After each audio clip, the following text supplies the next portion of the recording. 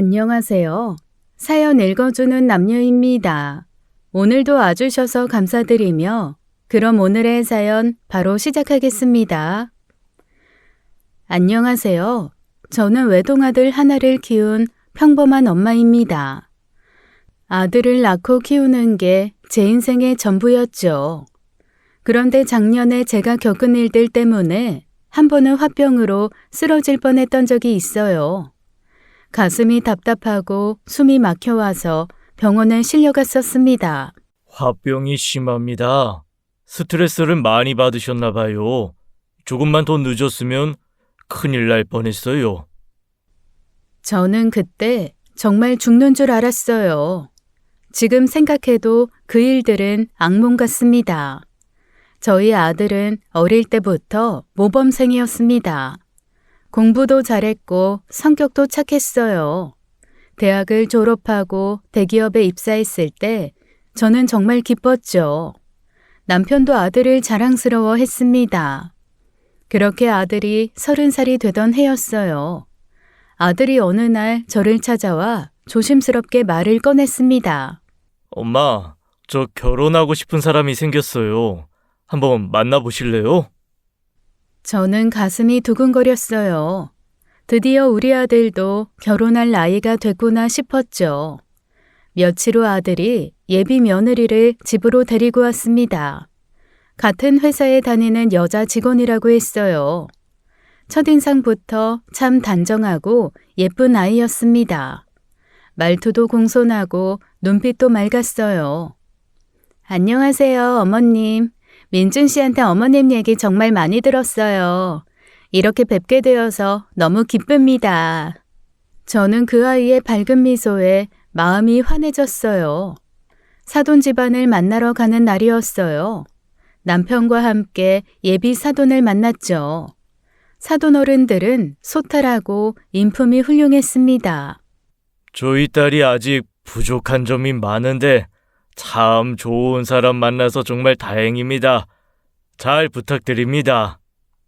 민준 군이 정말 착하고 똑똑하다고 저희 딸이 늘 얘기하더라고요. 사돈 어른들께서 아드님을 정말 잘 키우셨어요. 저는 그 자리에서 마음을 완전히 열었습니다. 이 집안이라면 믿고 우리 아들을 맡길 수 있겠다 싶었어요. 남편도 흡족한 표정을 지었죠. 결혼은 그렇게 순조롭게 진행됐습니다. 결혼식을 올리고 신접 살림을 차린 며느리와 아들을 보며 저는 행복했어요. 결혼 후 몇 달이 지난 어느 날이었습니다. 아들 생일날 새벽이었어요. 초인종이 울려서 문을 열었더니 며느리가 서 있었습니다. 손에는 커다란 냄비를 들고 있었어요. 어머님, 제가 미역국 끓여왔어요. 오늘 민준 씨 생일이잖아요. 근데 진짜 주인공은 어머님이시죠.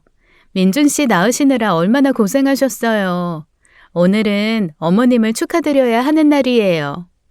저는 그 말을 듣는 순간 눈물이 핑 돌았습니다. 출근 전 새벽같이 일어나 미역국을 끓여서 가져온 그 마음이 너무 고마웠어요. 아이고 얘야, 이걸 언제 끓였니? 출근도 해야 하는데. 괜찮아요. 어머님, 저 이런 거 하는 거 좋아해요. 어머님, 아버님 드시고 힘내세요. 남편도 옆에서 감동한 표정으로 며느리를 바라봤습니다. 우리 며느리 참 기특하네. 고맙다, 지은아. 그날 이후로 저는 며느리를 친딸처럼 아꼈습니다. 남편도 마찬가지였어요. 저희 부부는 며느리를 정말 사랑했죠. 행복한 시간은 그렇게 오래가지 못했습니다. 아들이 결혼한 지 1년쯤 되었을 때였어요. 그날은 평범한 월요일 아침이었습니다. 며느리는 여느 때처럼 출근길에 나섰죠. 저는 그게 며느리를 보는 마지막이 될 줄 몰랐어요. 점심때쯤이었습니다. 아들에게서 다급한 전화가 왔어요. 엄마, 지은이가 사고 났어요. 지금 병원이에요. 빨리 와주세요. 제 머릿속이 하얗게 변했습니다. 손이 떨려서 전화기를 제대로 잡을 수가 없었어요. 남편과 함께 급히 병원으로 달려갔습니다. 응급실 앞에 아들이 서 있었어요. 아들의 얼굴은 새하얗게 질려 있었습니다. 눈빛은 초점을 잃은 채 허공을 바라보고 있었죠. 민준아, 지은이는 어딨어? 엄마, 지은이가 출근하다가 교통사고를 당했대요. 차가 갑자기 튀어나와서 지은이가 피할 시간이 없었대요. 남편이 떨리는 목소리로 물었습니다.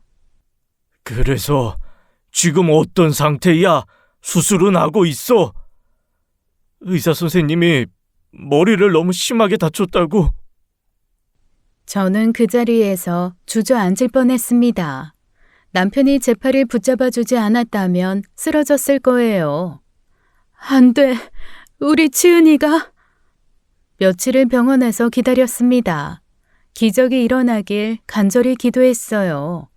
하지만 며느리는 끝내 눈을 떼지 못했습니다. 가족분들께 말씀드리기 정말 힘들지만 더 이상 회복 가능성이 없습니다. 이제 결정을 내리셔야 합니다. 결국 며느리는 그렇게 세상을 떠났습니다. 28의 젊은 나이에 너무 허무하게 갔어요. 장례식장은 슬픔으로 가득했습니다. 사돈 어른들은 통곡하며 딸을 보냈죠. 저도 눈물이 멈추지 않았어요. 하지만 가장 마음 아팠던 건 아들이었어요. 아들은 장례식 내내 한마디도 하지 않았습니다. 표정도 없이 그저 멍하니 앉아있기만 했죠. 장례를 치르고 난 후에도 아들은 달라지지 않았어요. 출근은 하지만 영혼이 빠진 것처럼 살았습니다. 민준아, 밥은 먹고 다니니? 네가 이러면 지은이가 저 세상에서 얼마나 마음 아파하겠어. 엄마, 저 괜찮아요. 걱정 마세요. 하지만 괜찮을 리 없었습니다. 아들의 눈빛은 날이 갈수록 더 공허해졌어요. 그렇게 시간이 흘렀습니다. 1년이 지나고 2년이 지나고 5년이 지났어요. 주변에서 누가 소개를 해주려고 해도 아들은 고개를 저었어요. 괜찮아요. 혼자 사는 게 편해요. 하지만 저는 알고 있었습니다. 아들이 아직도 며느리를 잊지 못하고 있다는 걸요. 아들을 볼 때마다 제 가슴이 찢어졌어요. 아들의 삶이 그날 사고와 함께 멈춰버린 것 같았어요. 며느리가 세상을 떠나고 6년이 흘렀을 때였습니다. 이번에는 남편이 암 진단을 받았어요. 병원에서 손쓸 방법이 없다고 했습니다. 남편은 몇 달을 버티지 못하고 세상을 떠났어요. 저는 남편을 먼저 보내고 혼자가 되었습니다. 장례를 치르는 동안 아들은 또다시 무너졌어요. 엄마, 미안해요. 제가 좀 더 효도할 걸. 아버지한테 잘해드릴 걸. 민준아, 네 아버지는 네가 효자라는 거 알고 가셨어. 그러니까 너무 자책하지 마. 하지만 아들은 스스로를 용서하지 못하는 것 같았어요. 그렇게 또 시간이 흘렀습니다. 아들은 42이 되었어요. 여전히 혼자 살면서 출퇴근만 반복하고 있었습니다. 저는 더 이상 지켜볼 수가 없었어요. 이러다가 아들이 정말 평생 혼자 늙어가겠구나 싶었습니다. 어느 날 저녁 아들을 불러 앉혔어요. 민준아, 엄마가 할 말이 있어. 왜요? 엄마 어디 아프세요? 아니야, 그게 아니라 민준아, 너 이제 결혼 생각 좀 해봐야 되지 않겠니? 엄마가 보기에도 너무 안쓰러워. 엄마 또 그 얘기예요. 전 괜찮다니까요. 혼자 사는 게 편해요. 편할 게 뭐가 있어. 넌 지금 사는 게 아니라 그냥 시간을 흘려보내고 있는 거야. 지은이도 하늘에서 네가 이렇게 사는 거 원하지 않을 거야. 아들은 아무 말도 하지 않았습니다. 엄마가 결혼정보회사 알아봤어.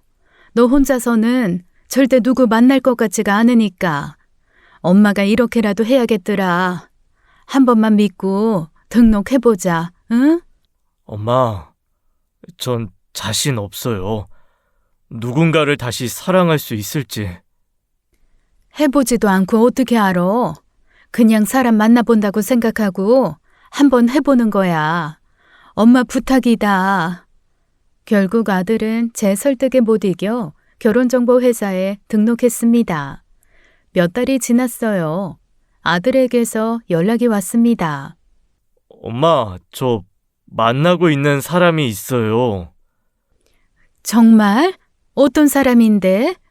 요가 학원 원장님이에요. 나이는 39이고 이혼을 했다는데 사람은 좋아요. 되게 차분하고 좋은 분이에요. 저는 가슴이 뛰었습니다. 아들이 드디어 누군가를 만나고 있다니요. 그래? 엄마도 한번 만나보고 싶구나. 언제 데려와 볼 수 있겠니? 조금 더 만나보고 엄마한테 소개할게요. 아직은 좀 부담스러워 하실 것 같아서. 며칠 후 아들이 그 여자를 집으로 데려왔어요. 차분한 인상에 단정한 옷차림의 여성이었습니다. 안녕하세요, 어머님. 민준 씨한테 어머님 이야기 많이 들었어요. 이렇게 뵙게 되어 영광입니다. 목소리도 부드럽고 말투도 공손했어요. 어서 오세요. 우리 민준이 잘 부탁해요. 저야말로 민준 씨 같은 좋은 분 만나서 감사하죠.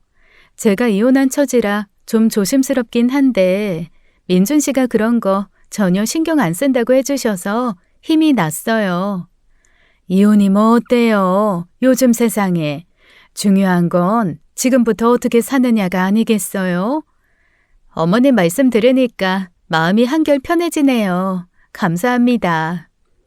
저는 마음에 들었습니다. 차분하고 교양 있어 보였어요.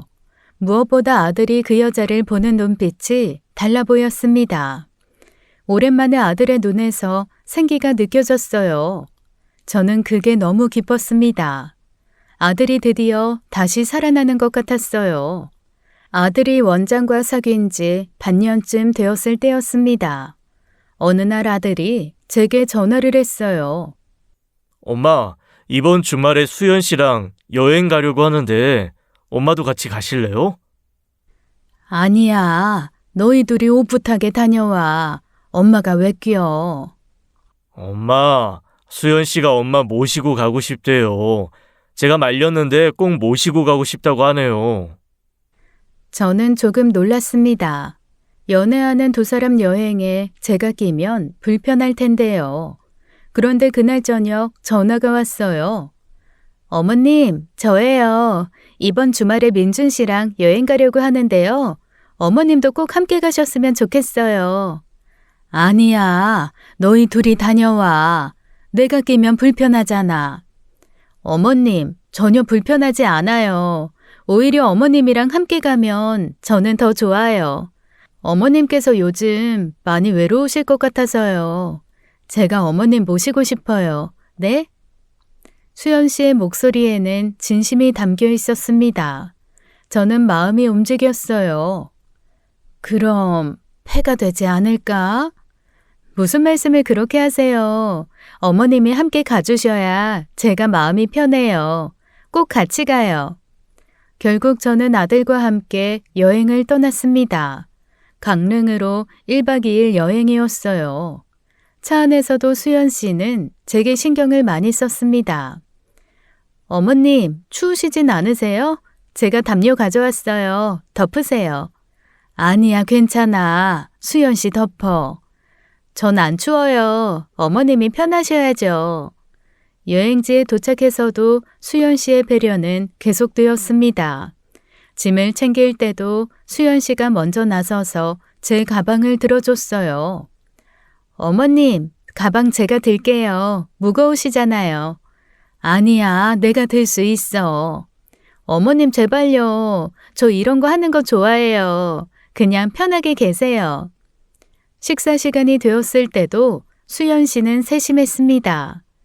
어머님, 뭐 드시고 싶으세요? 해산물 괜찮으세요? 아니면 혹시 못 드시는 음식 있으세요? 난 다 잘 먹어. 너희가 먹고 싶은 거 먹자. 아니에요. 어머님 입맛에 맞는 걸 먹어야죠. 민준 씨, 어머니 평소에 뭘 좋아하세요? 우리 엄마는 생선 좋아하세요. 그럼 생선구이 맛있는 집으로 가요. 제가 알아봤는데 여기 근처에 괜찮은 데가 있어요. 저는 수연 씨의 세심함에 감동했습니다. 식사를 마치고 바닷가를 걷고 있었어요. 오랜만에 걷다 보니 다리가 조금 불편했습니다. 저는 걸음을 천천히 하며 뒤처졌어요.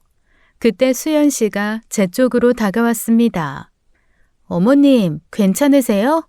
많이 피곤하시죠? 아니야, 괜찮아. 조금만 천천히 가면 돼. 어머님, 제 팔 잡으세요. 제가 모실게요. 수연 씨가 제 팔을 조심스럽게 잡아줬어요.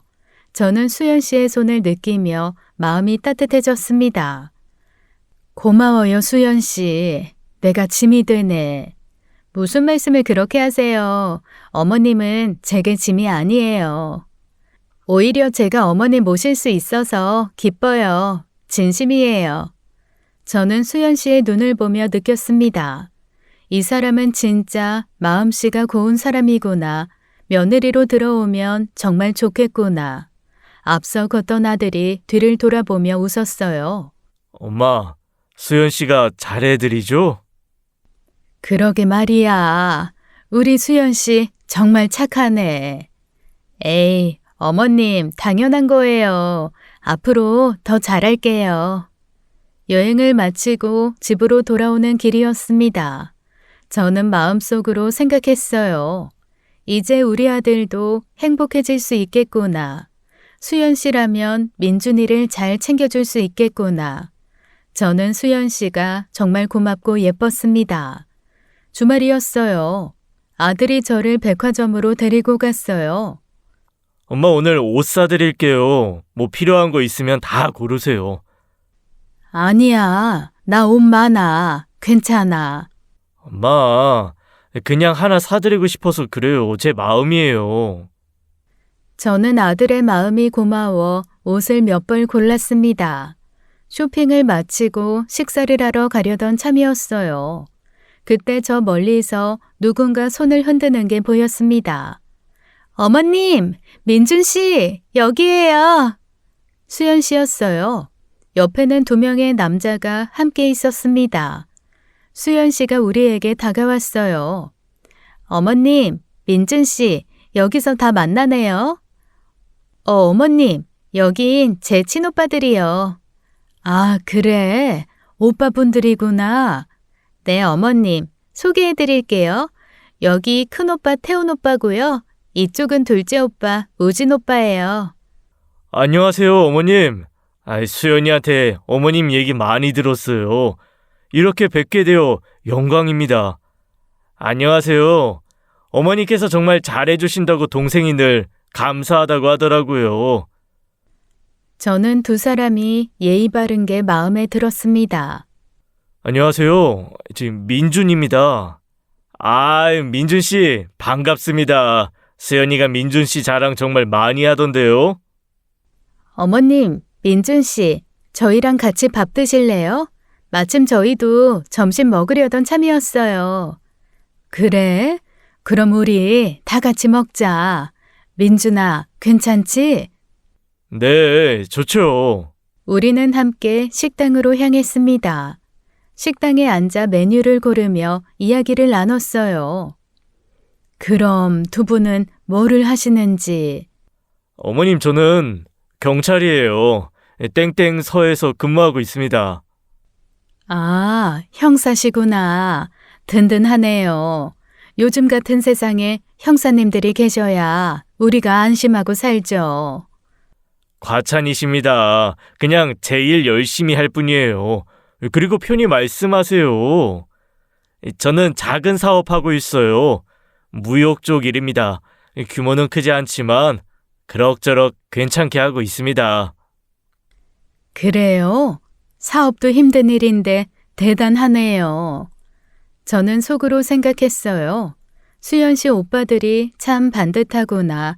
큰오빠는 형사고 둘째는 사업을 하고 있고 우리 민준이 형님들 사람들이 이렇게 든든하니 참 좋구나 하고요. 식사는 화기애애한 분위기로 진행되었습니다. 식사를 하던 중 화장실에 가고 싶었습니다. 저는 자리에서 일어났어요. 잠깐 화장실 좀 다녀올게.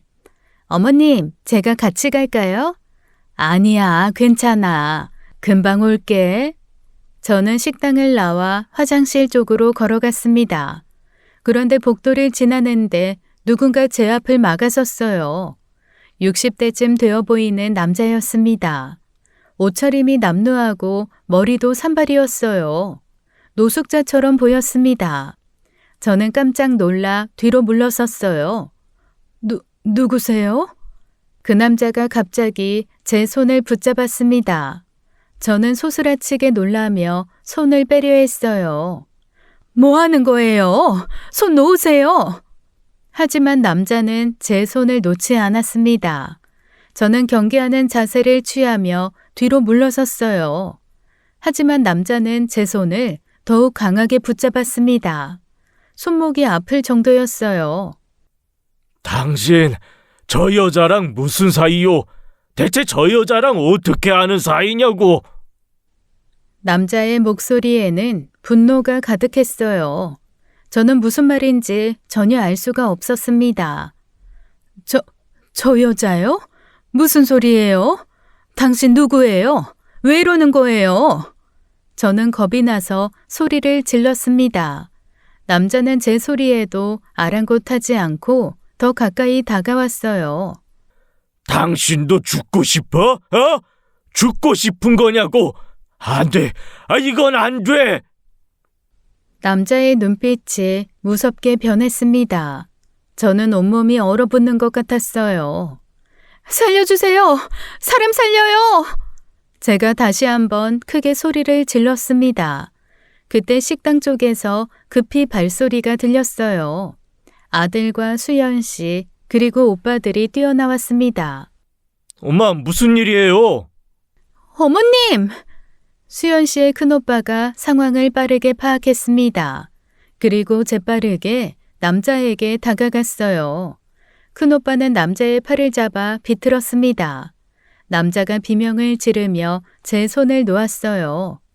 너 이 자식! 가만히 있어! 움직이지 마! 수연 씨 큰오빠가 순식간에 남자를 제압했습니다. 남자를 바닥에 눕히고 팔을 뒤로 꺾었어요. 형사답게 동작이 정확하고 빨랐습니다. 둘째 오빠도 옆에서 도왔어요. 형님, 제가 잡고 있을게요. 아들이 제게 다가와 제 팔을 붙잡았습니다. 엄마, 괜찮으세요? 다친 데 없어요? 민준아, 저 사람이 갑자기 나한테 화를 내더니 어머님, 이제 괜찮아요. 저희가 다 봤어요. 그런데 수연 씨의 작은 오빠가 그 노숙자를 심하게 제압했어요. 목을 팔로 눌러서 말도 못하게 했죠. 저는 혹시나 그 사람이 다쳐 수연 씨 오빠들에게 피해가 갈까 걱정되었습니다. 우진 씨, 그러다가 그 사람 다치면 괜히 골치 아파져요. 그때 수연 씨 큰오빠가 제게 물었습니다. 어머님, 이 사람이 어머님을 위협했습니까? 손을 잡고 놓지를 않고 나한테 막 죽고 싶냐고. 알겠습니다. 제가 처리하겠습니다. 큰오빠는 바닥에 눕힌 남자에게 말했어요. 나 땡땡서 형사 정태훈이야. 지금 현행범으로 체포한다. 알아들었어? 수연 씨 오빠들이 남자를 끌고 식당 밖으로 나갔습니다. 남자는 계속 뭔가 말을 하려 하며 저항했지만 젊은 두 남자 힘을 이겨낼 순 없었죠.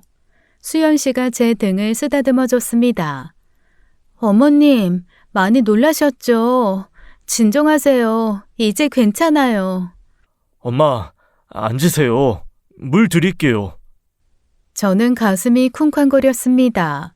손이 떨려서 제대로 서 있을 수가 없었어요. 이게 무슨 일인지 갑자기. 어머님, 일단 안으로 들어가서 앉으세요. 물 좀 드시고 진정하세요. 아들이 제 팔을 잡고 식당 안으로 다시 들어갔습니다. 저는 떨리는 다리를 겨우 움직여 의자에 앉았어요. 수연 씨가 물을 따라 제게 건넸습니다. 저는 물을 마시며 가슴을 진정시키려고 애썼습니다. 하지만 아까 그 남자의 눈빛이 자꾸 떠올랐어요. 집으로 돌아온 저는 마음이 계속 불편했습니다. 아들과 함께 거실에 앉아 있었어요. 민준아, 근데 아까 그 사람 뭔가 좀 이상하지 않았니? 이상하다니요. 그냥 정신 나간 사람 같던데요. 그게 아니라 그 사람이 날 위협하려고 했다기보다는 뭔가 말을 하려고 했던 것 같아. 엄마, 무슨 말씀이세요? 그 사람이 엄마한테 죽고 싶냐고까지 했잖아요. 그렇긴 한데 수연 씨랑 무슨 사이냐고 물어보더라고. 그게 계속 신경 쓰여. 아들은 한숨을 쉬며 말했습니다. 엄마, 너무 걱정하지 마세요. 태훈 형님이 형사시잖아요. 알아서 다 처리하실 거예요. 정신 나간 사람이 횡설수설한 거 가지고 신경 쓰지 마세요.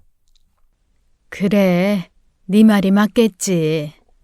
저는 고개를 끄덕였지만 마음 한구석이 여전히 불편했어요. 밤이 되어 침대에 누웠지만 잠이 오지 않았습니다. 아까 그 남자의 얼굴이 자꾸 떠올랐어요. 저 여자랑 무슨 사이냐는 말이 계속 머릿속을 맴돌았습니다. 다음 날 아침이었어요. 아들은 출근하고 저 혼자 집에 있었습니다. 저는 뭔가 찜찜한 기분을 지울 수가 없었어요. 그냥 확인이라도 해봐야겠다는 생각이 들었습니다. 저는 휴대폰을 들고 번호를 찾았어요. 어제 수연 씨 큰오빠가 말했던 땡땡서였습니다. 전화를 걸었어요. 벨이 몇 번 울린 후 누군가 받았습니다. 땡땡 경찰서입니다. 거기 혹시 정태훈이라는 형사님 계신가요? 제 심장이 빠르게 뛰었어요. 왜 이렇게 떨리는지 모르겠었습니다. 네, 정태훈 형사님 계십니다. 그런데 지금 사건 때문에 외근 나가셨는데요. 용건 있으시면 메모 남겨드릴까요? 저는 안도의 한숨을 내쉬었습니다. 정말 형사가 맞았구나. 제가 괜히 의심했던 거구나. 아니요, 괜찮습니다. 급한 건 아니고요. 나중에 다시 연락드릴게요. 네, 알겠습니다. 혹시 성함이랑 연락처 남겨주시면. 아니요, 괜찮아요. 감사합니다. 저는 서둘러 전화를 끊었습니다. 전화를 끊고 나니 마음이 조금 가라앉았어요. 역시 제가 너무 예민하게 반응했던 것 같았습니다. 아들 말이 맞았어요. 정신 나간 사람이 횡설수설한 거였던 거예요. 저는 스스로를 다독이며 차를 한 잔 마셨습니다. 어제 그 일은 잊어버리기로 했어요. 하지만 마음 한구석에는 여전히 작은 의문이 남아 있었습니다. 그날 저녁 아들이 퇴근해서 집으로 돌아왔어요. 저는 아들이 들어서자마자 물었습니다. 민준아, 어제 그 남자 어떻게 됐대? 그 사람요? 수연 씨한테 들었는데 태훈 형님이 경찰서로 데려가서 조사했대요. 그래서? 주변에서 노숙 생활하는 사람이었대요. 정신 상태가 온전치 않아서 경찰서에서 조사하고 훈방 조치했다고 하더라고요. 훈방? 그럼 풀어줬다는 거네? 네, 처벌할 만한 건 아니었나 봐요. 그냥 정신이 좀 온전치 않은 사람이 횡설수설한 거였던 것 같아요. 저는 고개를 끄덕였습니다. 역시 제가 괜히 오버한 거였어요. 별일이 다 있구나. 요즘 세상에 그런 사람도 있네. 엄마, 이제 그 일은 잊으세요. 신경 쓰지 마시고요. 그래, 알았어. 저는 더 이상 그 일에 대해 생각하지 않기로 했습니다. 단순한 해프닝이었던 거예요. 아들이 소파에 앉으며 입을 열었습니다. 그리고 엄마, 저 드릴 말씀이 있어요. 아들의 표정이 조금 긴장해 보였어요. 저는 아들 옆에 앉았습니다. 무슨 일인데? 엄마, 저 수연 씨랑 결혼하려고 해요. 저는 가슴이 뛰었습니다. 드디어 아들이 재혼을 결심한 거예요. 정말? 민준아, 정말 하고 싶은 거야? 네, 엄마. 수연 씨가 정말 좋아요. 이 사람이랑 평생 함께 살고 싶어요. 엄마도 수연 씨 괜찮으시죠? 그럼 당연하지. 수연이 참 좋은 애잖아. 너한테도 잘하고 나한테도 잘하고. 감사합니다, 엄마. 엄마가 좋다고 해주시니까 마음이 편해요. 민준아, 네가 행복하면 엄마도 행복한 거야. 수연이랑 잘 살아. 이번엔 오래오래 행복하게 살아야 돼. 네, 엄마. 그렇게 할게요. 저는 아들을 꼭 안아줬습니다. 아들도 저를 꼭 안아줬어요. 그날 밤 저는 정말 행복했습니다. 2주일이 지나갔어요. 상견례 날이었습니다. 저는 아침부터 옷을 골라 입고 정성껏 준비했습니다. 아들과 함께 약속한 식당으로 향했어요. 식당에 도착하니 수연 씨와 그 부모님이 먼저 와 계셨습니다. 수연 씨의 부모님은 검소한 옷차림이었어요. 화려하지 않고 단정한 모습이었습니다. 저는 사돈 부부를 보며 마음이 놓였습니다. 겸손하고 예의 바른 분들이었어요. 딸을 이렇게 훌륭하게 키우셨구나 싶었습니다. 식사는 화기애애하게 진행되었습니다. 저는 사돈 부부의 인품에 더욱 만족했어요.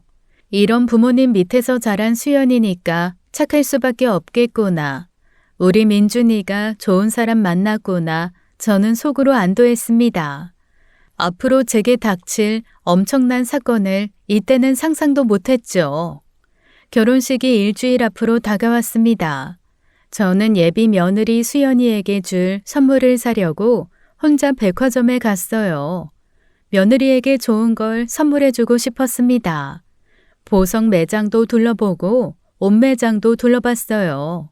이것저것 알아보다가 시간이 제법 지났습니다. 저는 오늘은 일단 그만 둘러보고 다음에 다시 오기로 했어요. 백화점을 나와 집으로 향했습니다. 버스를 타고 집 근처에서 내렸어요. 집까지 걸어가는데 이상한 느낌이 들었습니다. 누군가 저를 계속 쳐다보는 것 같았어요. 저는 뒤를 돌아봤습니다. 60대쯤 되어 보이는 아줌마가 서 있었어요. 그 아줌마가 저를 보고 있었습니다. 저는 다시 앞을 보고 걸었어요. 하지만 계속 시선이 느껴졌습니다. 저는 다시 한번 뒤를 돌아봤어요. 아줌마가 여전히 저를 따라오고 있었습니다. 가슴이 두근거리기 시작했어요. 저는 걸음을 빨리 했습니다. 아줌마도 걸음을 빨리 하는 게 보였어요. 저는 거의 뛰다시피 집으로 향했습니다.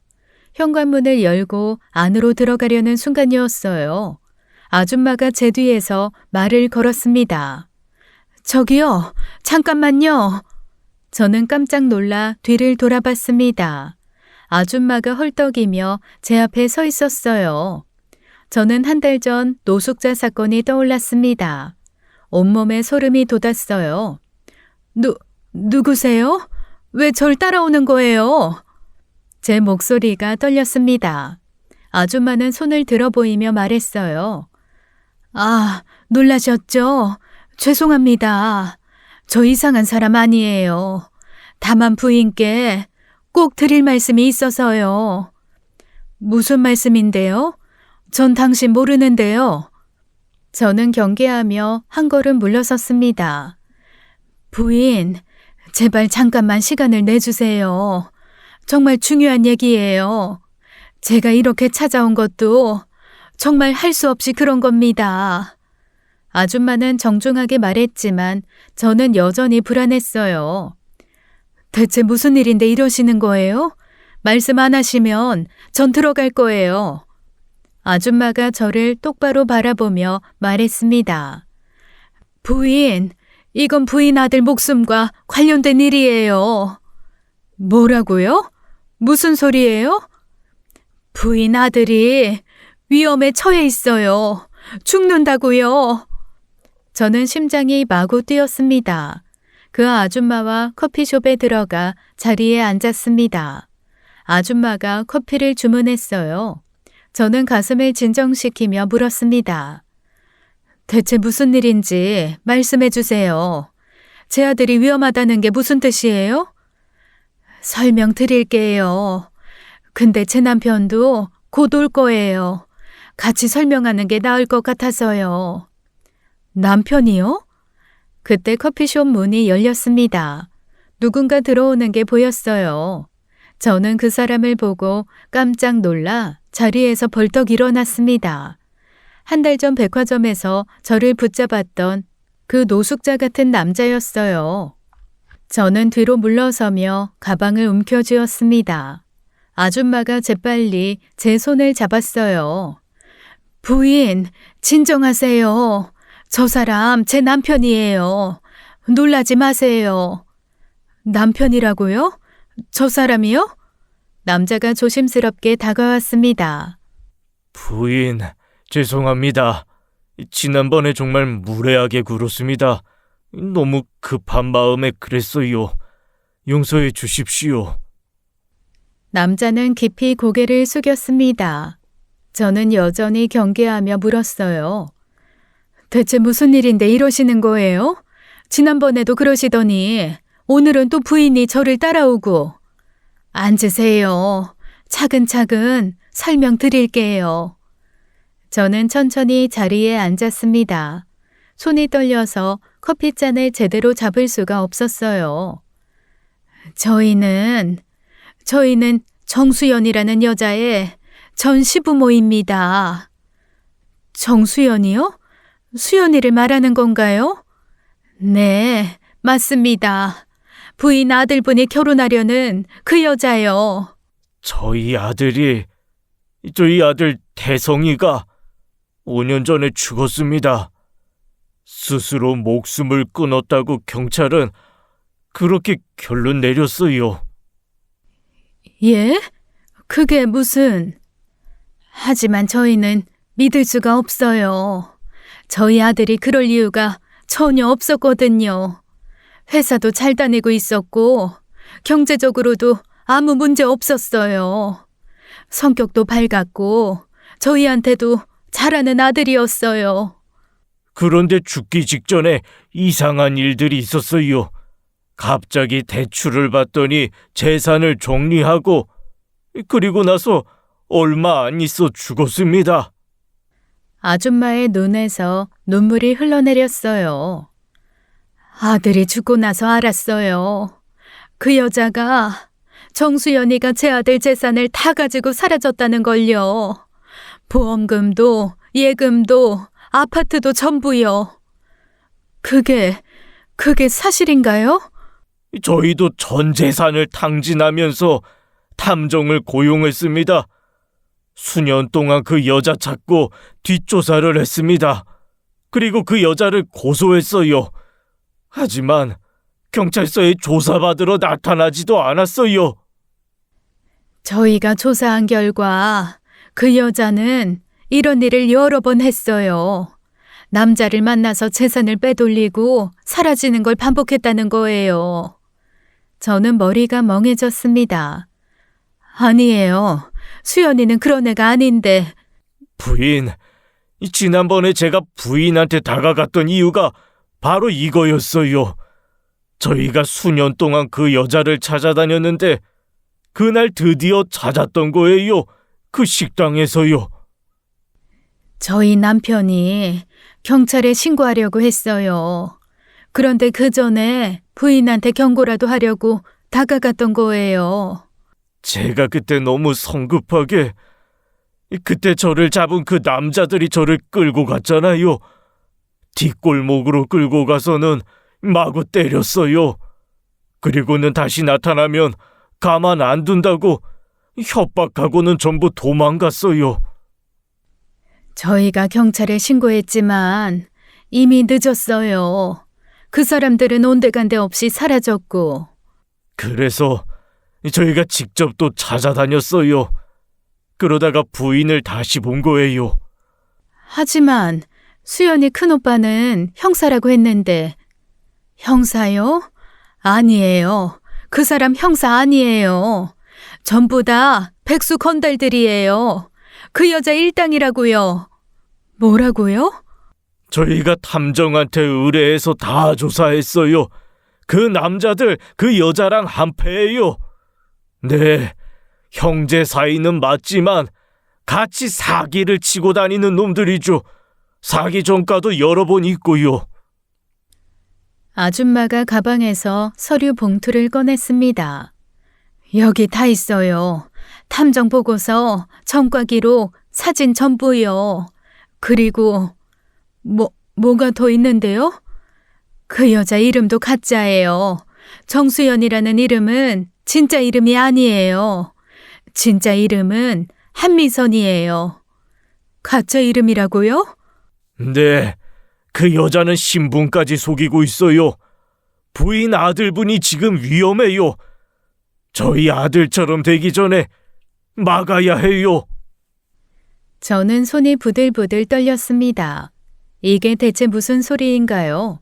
수연이가 사기꾼이라고? 오빠들도 다 거짓말이었다고? 이름까지 가짜였다고? 저는 믿을 수가 없었습니다. 커피숍을 나와 곧바로 아들에게 전화를 걸었습니다. 손이 떨려서 전화기를 제대로 잡기 힘들었어요. 민준아, 지금 어디야? 당장 집으로 와. 엄마가 할 말이 있어. 엄마, 무슨 일이에요? 목소리가 왜 그래요? 전화로 설명 못해. 빨리 와. 제발. 저는 전화를 끊고 집으로 달려갔습니다. 1시간쯤 지났을까요? 아들이 급히 집으로 들어왔어요. 엄마, 무슨 일이에요? 얼굴은 왜 그래요? 저는 아들을 안치고 커피숍에서 들은 이야기를 전부 말했습니다. 전 시부모의 이야기, 죽은 전 남편의 이야기, 사기 전과 가짜 이름까지 전부요. 아들은 제 말을 듣는 내내 아무 말도 하지 않았어요. 얼굴이 점점 하얗게 질려갔습니다. 민준아, 믿어지니?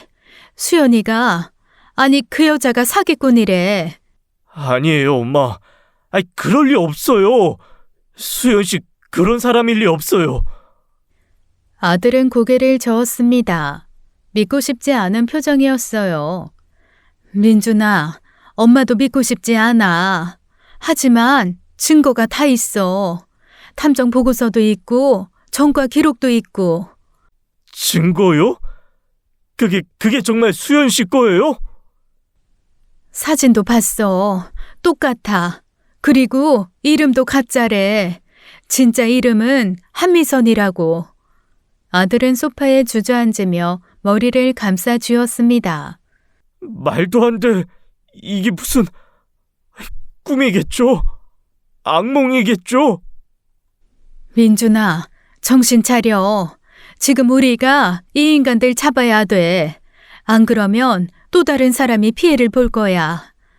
잡는다고요? 어떡해요? 수연이한테, 아니, 그 여자한테 연락해. 오빠들이랑 같이 만나자고 해. 왜요? 무슨 이유로요? 결혼 전에 오빠들한테 양복 맞춰주고 싶다고 해. 감사하다고. 그래서 선물하고 싶다고 말해. 아들은 떨리는 손으로 휴대폰을 꺼냈습니다. 수연에게 전화를 걸었어요. 수연 씨, 난 민준이에요.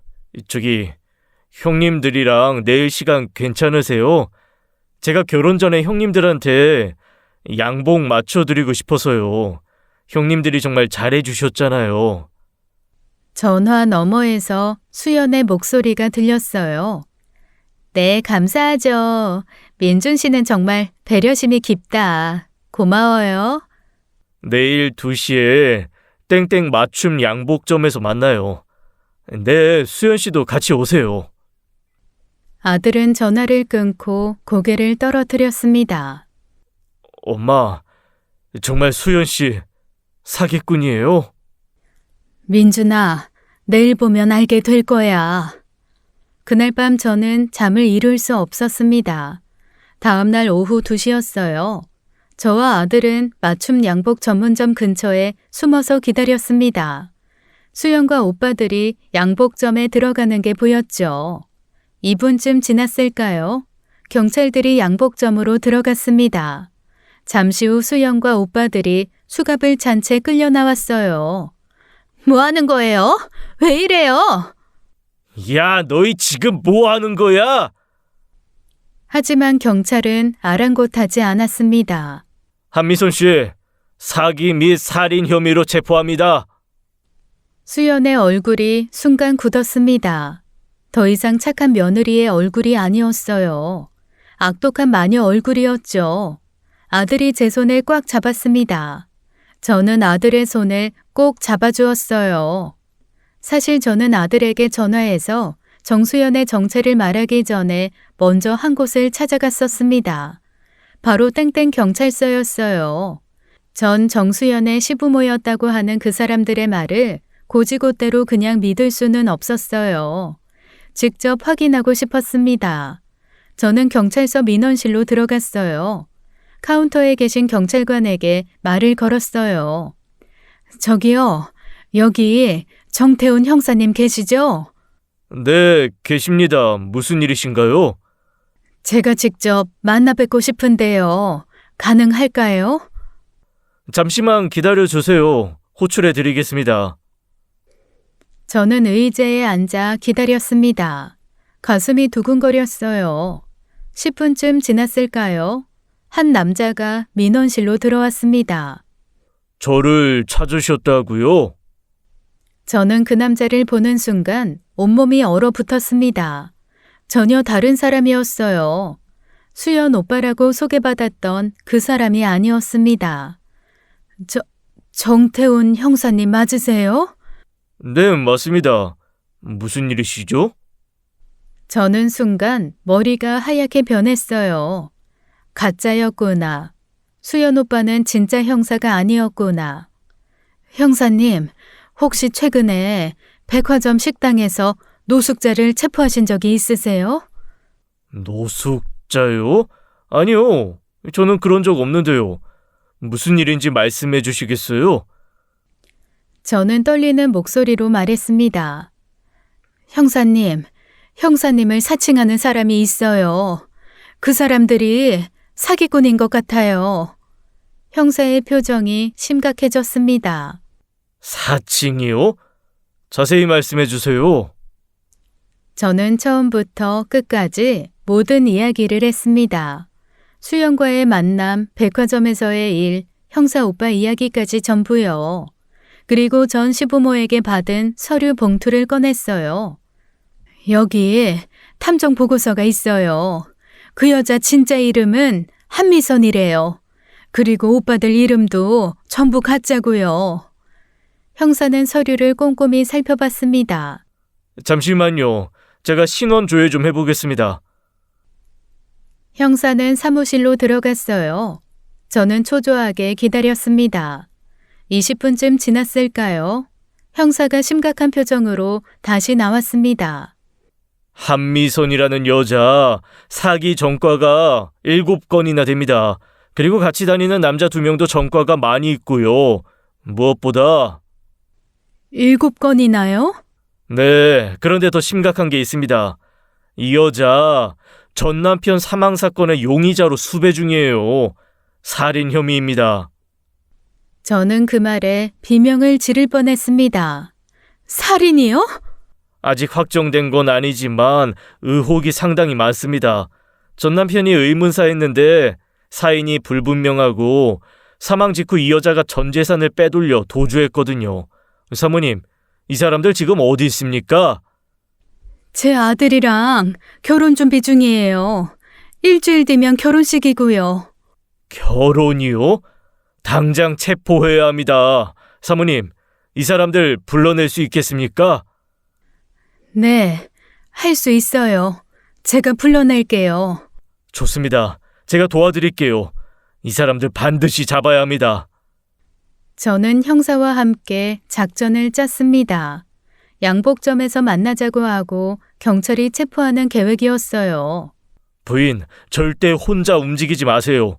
이 사람들 위험합니다. 네, 알겠습니다. 경찰서를 나오는 저의 손은 계속 떨렸습니다. 하지만 이제는 확신이 섰어요.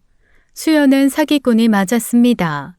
그리고 저는 아들을 지켜야 했어요. 결국 수연과 그 오빠들은 모두 체포되었습니다. 며칠 후 수연의 전 시부모가 저를 찾아왔어요. 아줌마는 제 손을 꼭 잡으며 눈물을 흘렸습니다. 부인, 정말 감사합니다. 부인 덕분에 저희가 원수를 갚게 됐어요. 정말 고맙습니다. 부인이 아니었으면 저 인간들 계속 도망 다니면서 또 다른 피해자를 만들었을 겁니다.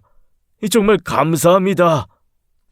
아니에요. 저야말로 감사해요. 두 분이 아니었으면 우리 아들이 생각만 해도 끔찍해요. 저희도 그동안 흥신소를 통해서 조사한 자료들 전부 경찰에 전달했어요. 증거가 확실하니까 이번엔 절대 못 빠져나갈 겁니다. 경찰도 자체적으로 조사를 진행했습니다. 수사 결과는 충격적이었어요. 형사가 저에게 전화를 했습니다. 부인, 조사 결과가 나왔습니다. 한미성과 공범들, 전 남편을 실제로 살해한 것이 맞습니다. 정말요? 어떻게? 전 남편에게 수면제를 먹인 후 스스로 삶을 등진 걸로 위장했습니다. 그리고 사망 직후 재산을 전부 빼돌렸고요. 보험금만 3억이 넘었습니다. 저는 전화기를 잡은 손이 부들부들 떨렸습니다. 이 수법을 여러 번 반복했어요. 결혼해서 남자 재산을 파악하고 보험 들게 하고 그 다음에 제거하는 겁니다. 세상에, 그럼 우리 아들도... 네, 부인 아들분도 다음 타겟이었을 겁니다. 혼인신고를 할 때는 수배 여부를 확인하지 않는 허점을 이용하려고 했던 거죠. 수배가 떨어지니 이번에 한탕하고 해외로 밀입국해서 도망갈 계획이었습니다. 저는 온몸에 소름이 돋았습니다. 이걸 모르고 결혼시켰으면 우리 아들도... 다행히 막았습니다. 부인이 현명하게 대처하셨어요. 경찰은 한미성과 공범들을 살인 및 사기 혐의로 기소했습니다. 재판이 진행되는 동안 더 많은 피해자들이 나타났어요. 한미선 일당에게 사기를 당한 사람들이 무려 5명이 넘었습니다. 한 피해자는 저축한 돈 3억을 모두 잃었다고 했어요. 또 다른 피해자는 집까지 빼앗겼다고 했습니다. 모두 돈을 노린 범행이었습니다. 재판정에서 한미선은 끝까지 발뺌을 했어요. 저는 억울합니다. 전 남편은 스스로 목숨을 끊었어요. 저는 아무 잘못이 없어요. 하지만 증거는 명백했습니다. 흥신소 자료, 경찰 조사 자료, 피해자들의 증언까지 모두 일치했어요. 결국 판결이 내려졌습니다. 한미선은 살인죄로 무기징역을 선고받았어요. 공범인 오빠들도 각각 20년형을 선고받았습니다. 그 일이 있고 난 후 저는 결혼정보회사를 고소했습니다. 신원 확인도 제대로 하지 않고 수배 중인 범죄자를 소개해줬으니까요. 민사소송에서 저는 승소했어요. 하지만 돈보다 중요한 건 아들의 마음이었습니다. 아들은 며칠간 큰 충격에 빠져 지냈어요. 밥도 제대로 먹지 않고 방에만 틀어박혀 있었습니다. 저는 아들을 위로했어요. 결혼 전에 알게 된 게 정말 다행이라고 말했어요. 결혼하고 나서 알았으면 더 큰일이 났을 거라고요. 아들은 천천히 마음을 추스르기 시작했습니다. 시간이 지나면서 조금씩 정신을 차렸어요. 다시 출근을 시작한 아들을 보며 저는 안도했습니다. 아들이 직장 생활에 충실하며 일상으로 돌아가는 모습이 보였어요. 저는 마음속으로 기도했습니다. 언젠가 우리 아들이 진짜 좋은 사람을 만나길요. 아들이 건강하게 생활하는 모습을 보며 저는 기다리기로 했습니다. 언젠가 진심으로 아들을 아껴줄 사람이 나타날 거라고 믿으면서요. 그날이 올 때까지 저는 아들 곁을 지키려 합니다. 지금까지 사연 읽어주는 남녀였습니다. 끝까지 시청해주신 여러분 감사드리며 저희는 다음 사연으로 돌아올게요. 감사합니다.